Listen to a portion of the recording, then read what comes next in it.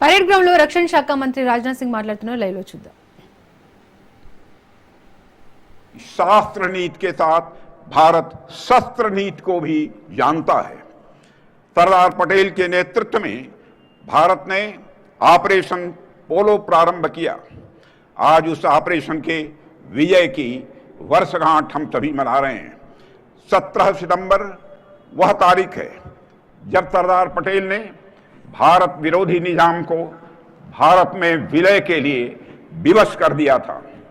लेकिन 17 सितंबर केवल एक तारीख या दिन मात्र नहीं है, बल्कि यह दिन यह भी संदेश देता है, इस बात का भी संदेश देता है कि भारत की एकता, भारत की अखंडता कि हर दुश्मन को सिर्फ कुछ यदि मिलेगी तो केवल और केवल पराजय मिलेगी।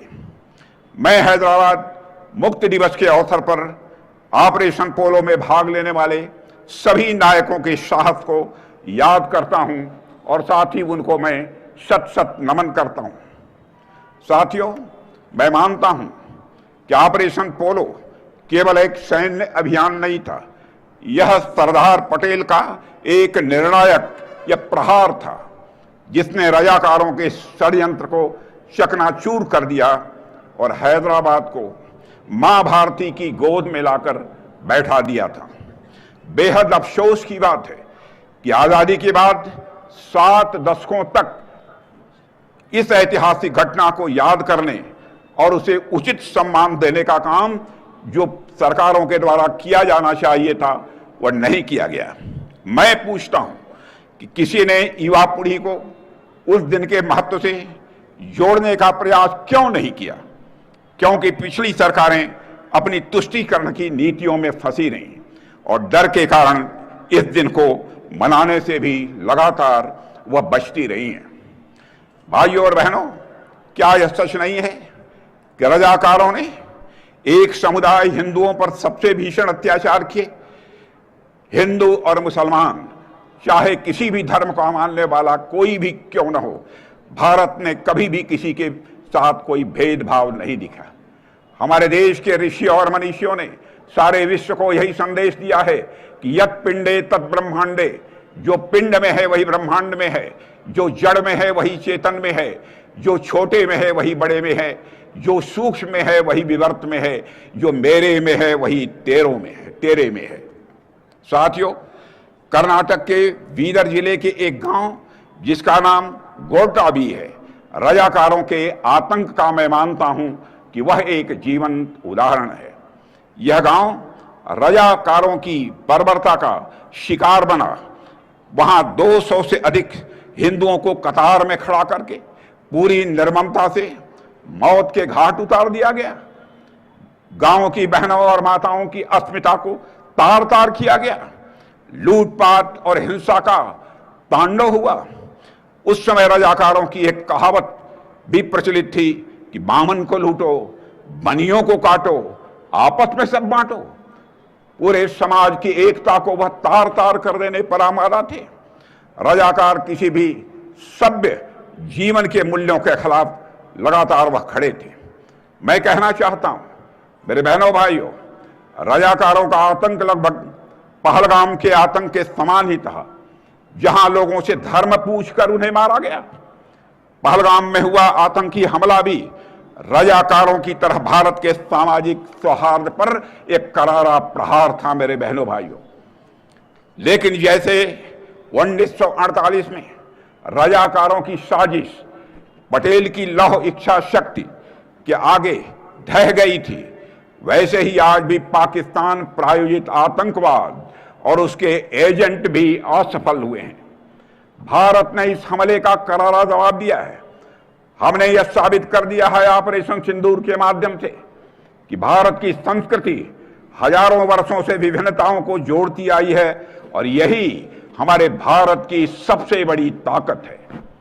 मैं स्पष्ट कहना चाहता हूं मेरे बहनों भाइयों कि जब हम रजाकारों की बात करते हैं तो हमारा आशय किसी समुदाय के लोगों से नहीं है, क्योंकि 21 अगस्त 1948 को यह उर्दू दैनिक इमरोज के संपादक पत्रकार सुएबुल्लाह खान ने निजाम से भारत में विलय की मांग का समर्थन किया तो रजाकारों ने उनके भी हाथ काट डाले थे मुस्लिम होने के बावजूद, और उन पर गोलियां भी दागी थी।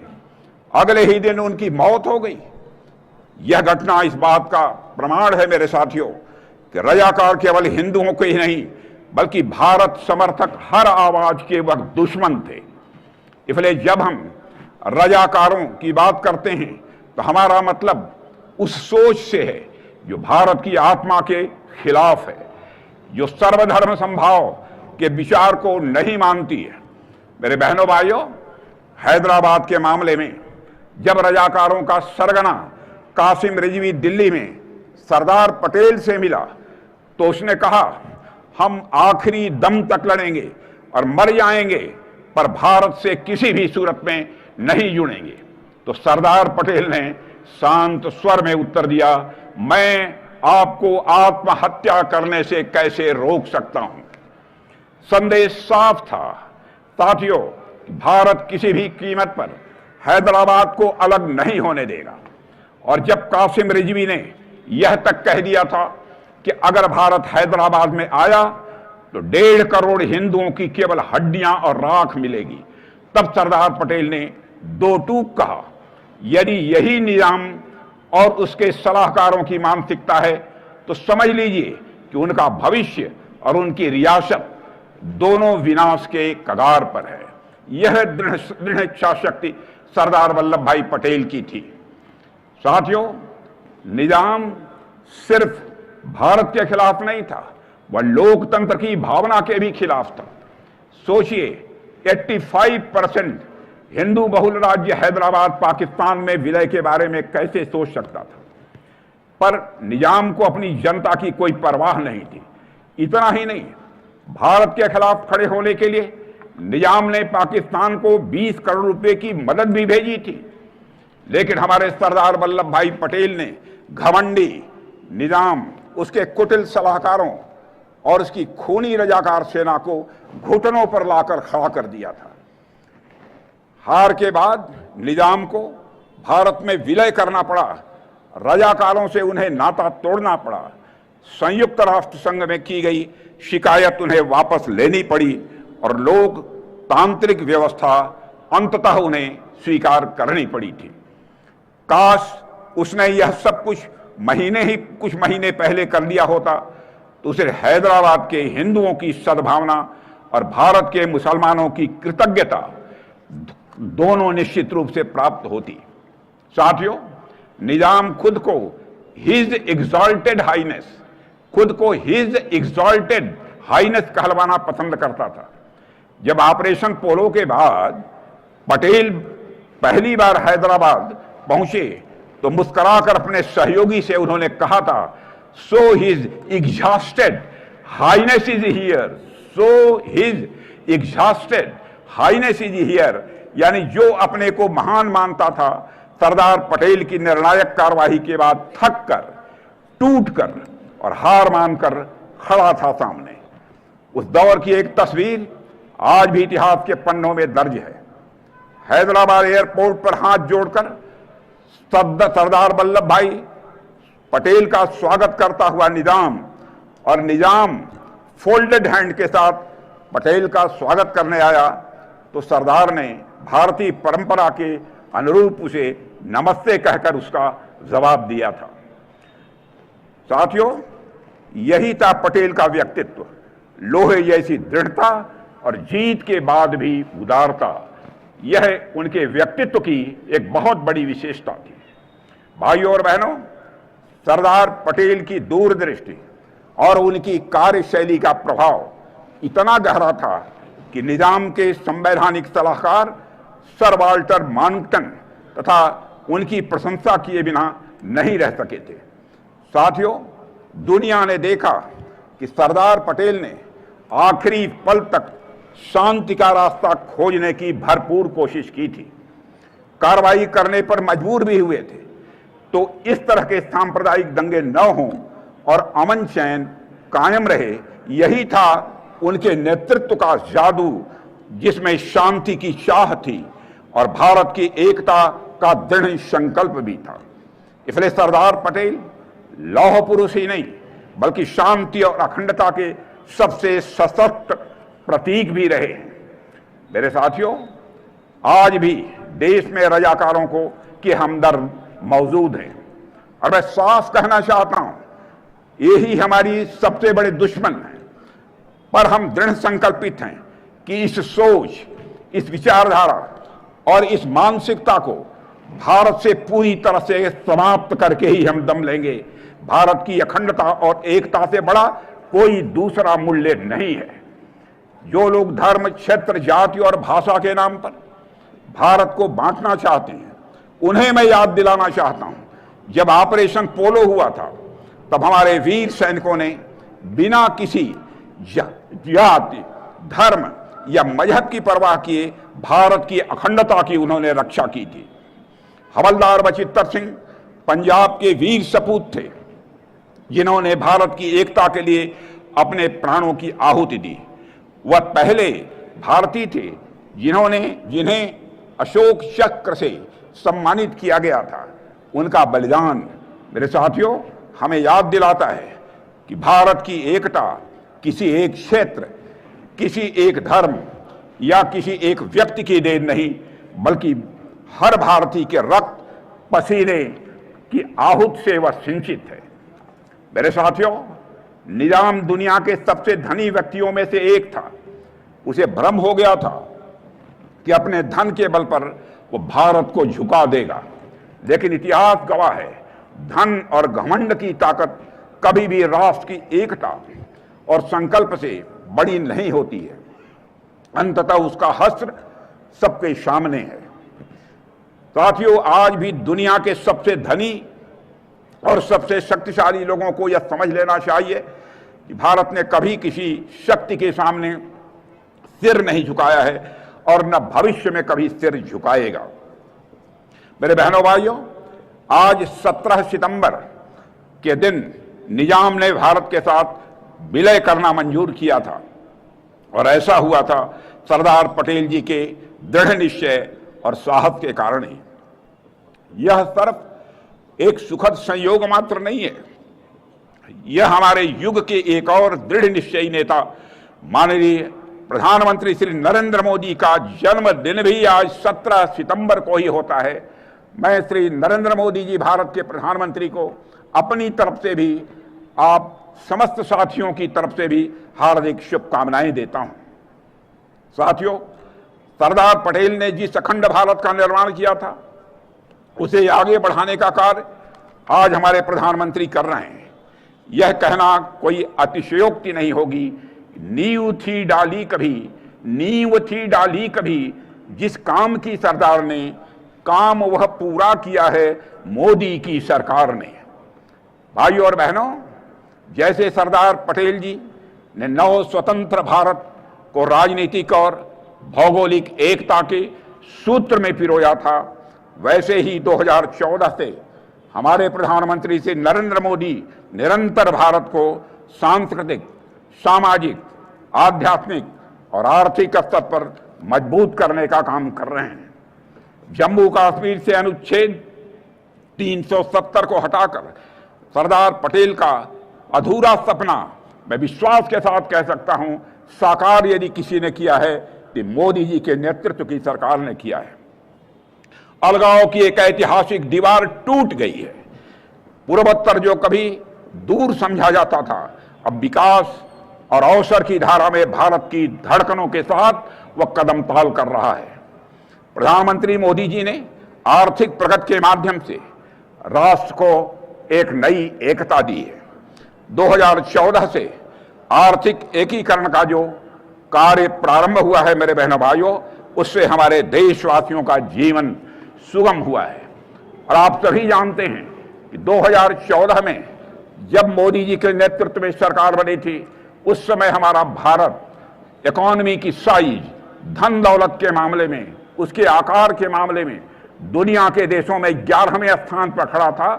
आज वह जंप लेकर दुनिया के देशों में 4थे स्थान पर आकर खड़ा हो गया है।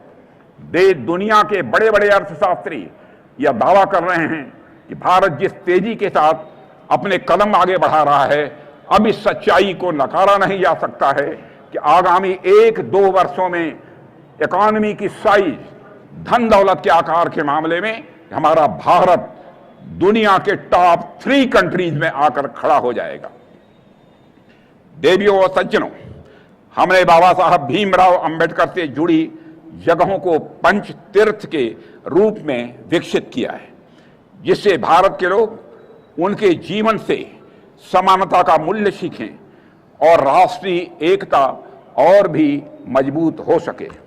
बाबा साहब ने कहा था, so long as we have these differences of Hindu, Muslim and others और Sindhi, Madrasi etcetera, we can never develop our nationality. यानी जब तक हमारे बीच भेदभाव रहेंगे, हम कभी भी अपनी राष्ट्रीयता का विकास नहीं कर सकते।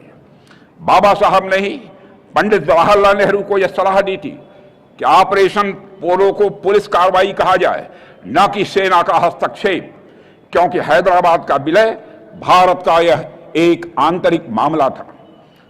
भाइयों और बहनों, ऑपरेशन पोलो की सफलता और हैदराबाद का भारत में विलय, यह वह गौरवशाली अध्याय है जिसने दुनिया को दिखा दिया है कि भारत अपनी एकता की रक्षा करने में हमेशा से सक्षम भी है, सामर्थ्यवान भी है।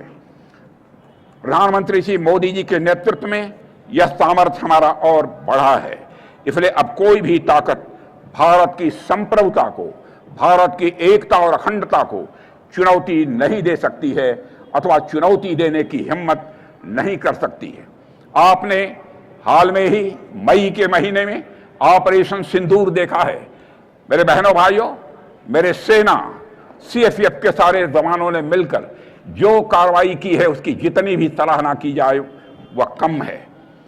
उन्होंने पहलगाम में आकर धर्म पूछकर हमारे लोगों को मारा, उनके आतंकवादियों ने, लेकिन हमारे सेना के जवानों ने उन्हें मारा है तो धर्म पूछकर नहीं मारा है, उनका कर्म देखकर मारा है। बहनों भाइयों, यह भारत और पाकिस्तान के बीच सबसे बड़ा एक मौलिक अंतर है। मेरे बहनों भाइयों, कुछ लोग ऐसे हैं जो यह कहते हैं कि यह जो सीज फायर हुआ है भारत और पाकिस्तान के बीच में, किसी के हस्तक्षेप के कारण हुआ है।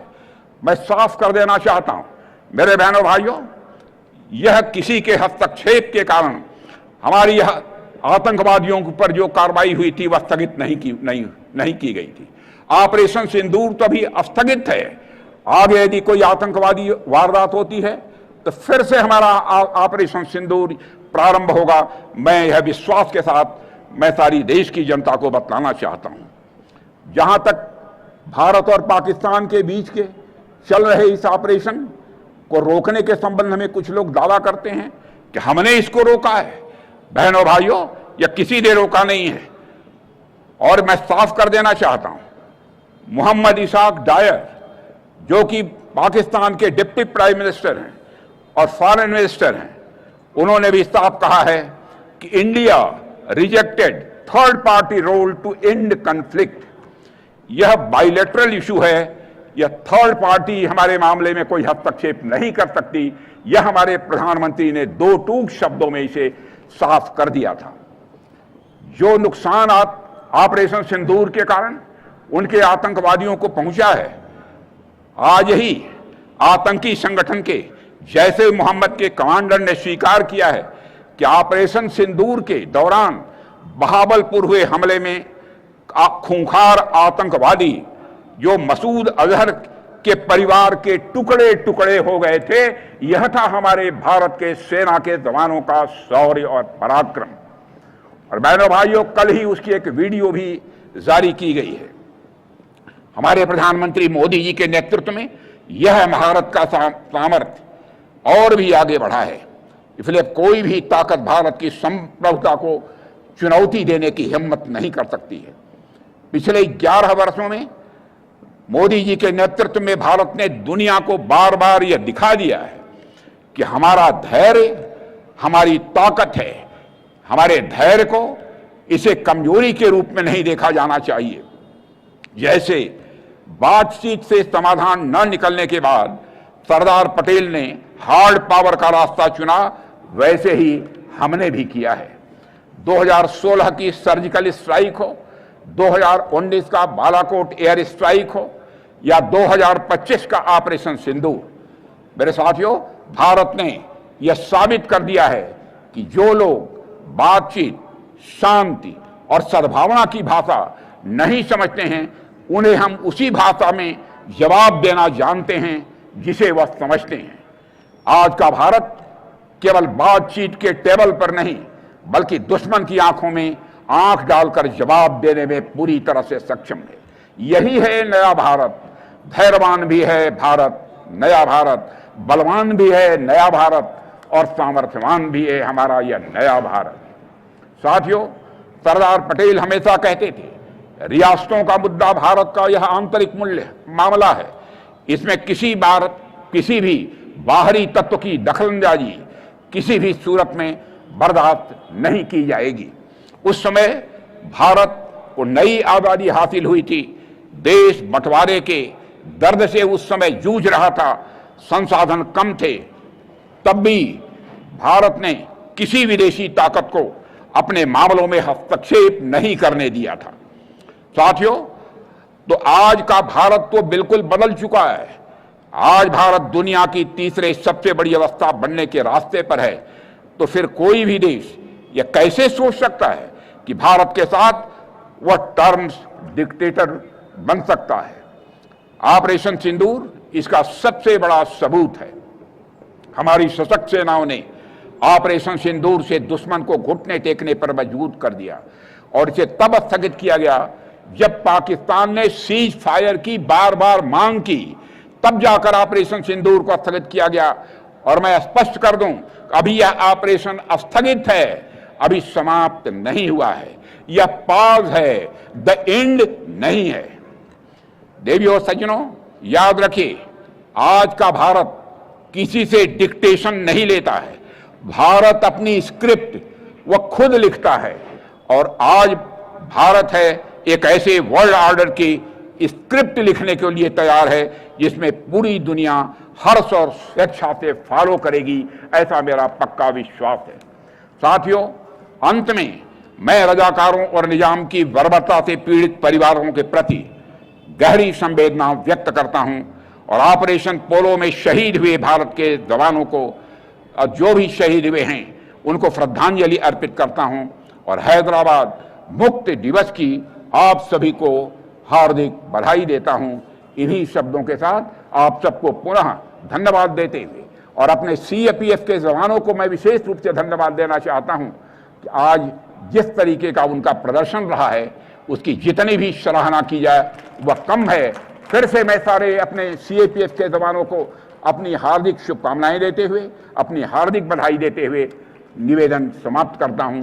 आप सबको बहुत बहुत धन्यवाद। एक बार ऊंचे स्वर से मेरे बहनों भाइयों बोलिए, भारत माता की, भारत माता की, भारत माता की। सरदार वल्लभ भाई पटेल अमर रहे। सरदार वल्लभ भाई पटेल, सरदार वल्लभ भाई पटेल। बहुत बहुत धन्यवाद। धन्यवाद महोदय। अब मैं श्री समर नंदा, संयुक्त सचिव।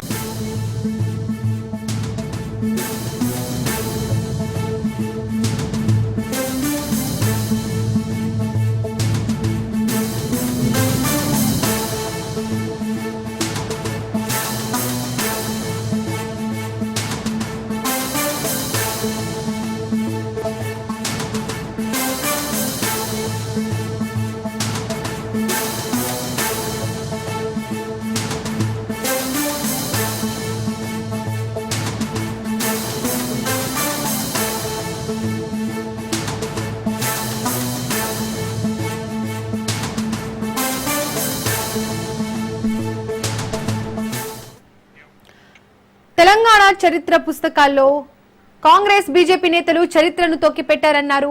ఎందుకు చరిత్రను దాచిపెడుతున్నారంటున్నారు మంత్రి కిషన్ రెడ్డి. ఎంఐఎంకు భయపడి ఓట్ల కోసం చరిత్రను వక్రీకరిస్తున్నారన్నారు.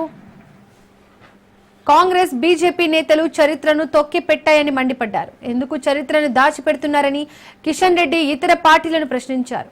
హైదరాబాద్ సంస్థానంలోని కొన్ని జిల్లాలు మహారాష్ట్ర, కర్ణాటకలో కలిశాయని గుర్తు చేశారు.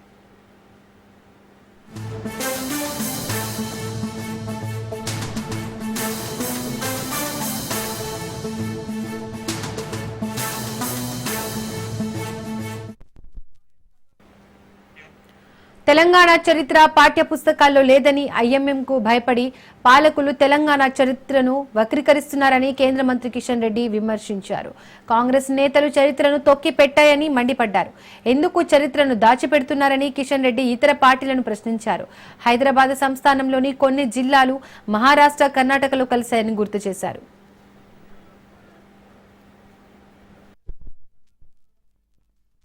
దేశానికి 15th ఆగస్టు 1947 స్వాతంత్రం వస్తే మన తెలంగాణలో కొన్ని జిల్లాలు కర్ణాటకలో పోయాయి, కొన్ని జిల్లాలు మహారాష్ట్రలో కలిశాయి. హైదరాబాద్ నిజాం రాజ్యము ఆ రోజు మా దేశం స్వాతంత్రం వస్తే భారతదేశంలో కలవము, మేము స్వతంత్రంగా ఉంటాము అని ఐక్యరాజ్య సమితికి అనేక ఉత్తరాలు రాశారు. చివరకు పాకిస్తాన్తో కలవడం కోసం పాకిస్తాన్ కూడా చర్చలు జరిపాడు. అయినప్పటికీ కూడా ఆ రోజు 13 నెలల పాటు Nizam army, Nizam private army అయినటువంటి కాసిం రజ్వీ నేతృత్వంలో ఉన్నటువంటి ఎంఐఎం పార్టీకి సంబంధించినటువంటి రజాకారులు ఏ రకంగా గ్రామాల మీద పడి గ్రామాలను దోచుకోవడం, గ్రామీణ ప్రజలను అనేక రకాలుగా దౌర్జన్యాలు, దమనకాండ కొనసాగించి వేలాది మందిని హత్య చేశారో మనకు తెలుసు. హిందూ మహిళలను ఏ రకంగా నగ్నంగా బతుకమ్మలాడించారో మనకు తెలుసు. అటువంటి దౌర్జన్యకాండ జరుగుతున్నప్పుడు 13 నెలల తర్వాత 1948 ఇదే రోజు సెప్టెంబర్ 17కు సర్దార్ వల్లభాయ్ పటేల్ చొరవతో భారత సైన్యము నిజాం యొక్క రాజ్యం మీద, హైదరాబాద్ సంస్థానం మీద యుద్ధం ప్రకటించి మరి ఆ రోజు మనకు ఈ ప్రాంతంలో 3 రంగుల జెండా ఎగరేశారు. ఇక్కడ స్వేచ్ఛా స్వాతంత్రం కల్పించారు.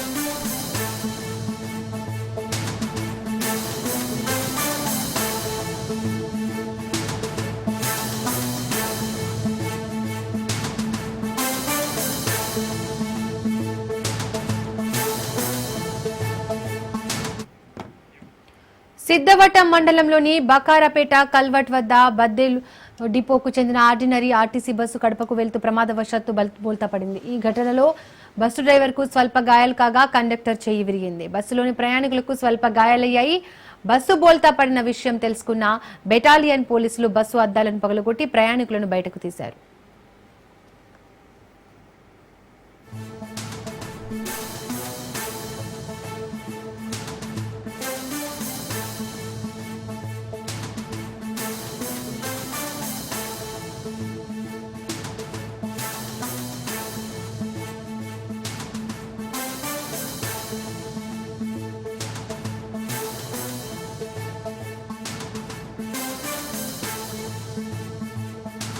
వద్ద బద్వేలు డిపోకు చెందిన ఆర్డినరీ ఆర్టీసీ బస్సు కడపకు వెళ్తూ ప్రమాదవశాత్తు బోల్తా పడింది. ఈ సంఘటనలో బస్సు డ్రైవర్ కు స్వల్ప గాయాలు కాగా కండక్టర్ చెయ్యి విరిగింది. బస్సులోని ప్రయాణికులకు స్వల్ప గాయాలయ్యాయి. బస్సు బోల్తా పడిన విషయం తెలుసుకున్న బెటాలియన్ పోలీసులు బస్సు అద్దాలను పగలగొట్టి ప్రయాణికులను బయటకు తీశారు.